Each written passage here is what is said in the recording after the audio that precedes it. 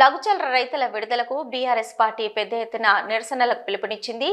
దీంతో కరీంనగర్ జిల్లా తిమ్మాపూర్ మండలం మహాత్మా నగర్లో తిమ్మాపూర్ బీఆర్ఎస్ పార్టీ మండల శాఖ ఆధ్వర్యంలో డాక్టర్ బిఆర్ అంబేద్కర్ విగ్రహాలకు వినతి పత్రాన్ని సమర్పించారు.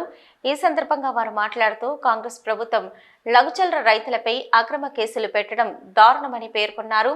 రైతులపై థర్డ్ డిగ్రీ పద్ధతులు ప్రయోగించి వారిని జైళ్లలో నిర్బంధించడం అన్యాయమని ఆగ్రహం వ్యక్తం చేశారు. ప్రభుత్వం ఈ విధంగా వ్యవహరించడం ప్రజాస్వామ్య విధానాలకు వ్యతిరేకమన్నారు. రైతులు తమ హక్కుల కోసం పోరాడుతున్నప్పుడు వారిపై అక్రమ కేసులు నమోదు చేయడం దుఃఖకరమని అన్నారు. రైతుల సమస్యలను సత్వరం పరిష్కరించి వారిని వెంటనే విడుదల చేయాలని ఆయన డిమాండ్ చేశారు.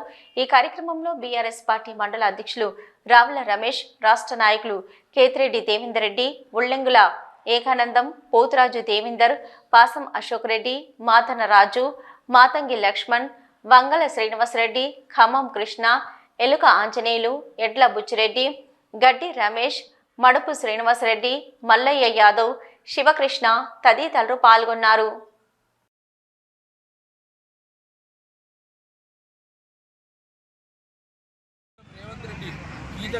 రాజకీయ పర్వం ఆయన అతి ఆనందంతో లఘుచల రైతులను సుమారు 30 మందిని 45 రోజుల నుంచి జైల్లో వేసి థర్డ్ డిగ్రీ వేసి చిత్రహింసలు చేస్తున్న రేవంత్ రెడ్డి గారు 30 రోజుల నుంచి ఆయన వేస్తున్నారు. కాబట్టి ఆయన ఇమ్మీడియట్గా బెయిల్ ఇచ్చేసి 30 మందిని రిలీజ్ చేయాలని చెప్పి కేటీఆర్ పిలుపు మేరకు తిమ్మాపూర్ మండల శాఖ ఆధ్వర్యంలో అంబేద్కర్ గారికి తెలంగాణ లఘుచల రైతులను విడుదల చేయాలని చెప్పి మెమోరాండం ఇచ్చినాం.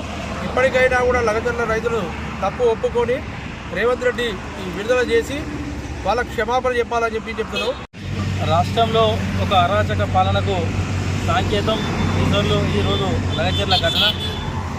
రైతేసిన రాజ్యం ఎత్తేర్చిన వ్యవసాయం ఎప్పుడు బాగుపడదని గత 50 సంవత్సరాలకి వెళ్ళి ఒక చరిత్ర ఉన్నది. ఈరోజు రేవంత్ రెడ్డి నువ్వు రైతుకు రాబందుగా వ్యవహరించి బేడీలేసి సర్కారుగా నువ్వు వ్యవహరించి జైల్లో 30 రోజులు పెట్టి తనకు ఆపద ఉన్నా కడుపు నొప్పి ఉన్న సంఖ్యలతో నేను హాస్పిటల్ తీసుకుపోయాను. ఆ చరిత్ర యావత్ రాష్ట్ర రైతాంగం మర్చిపోదని ఈరోజు మేము చెప్పక తప్పదు.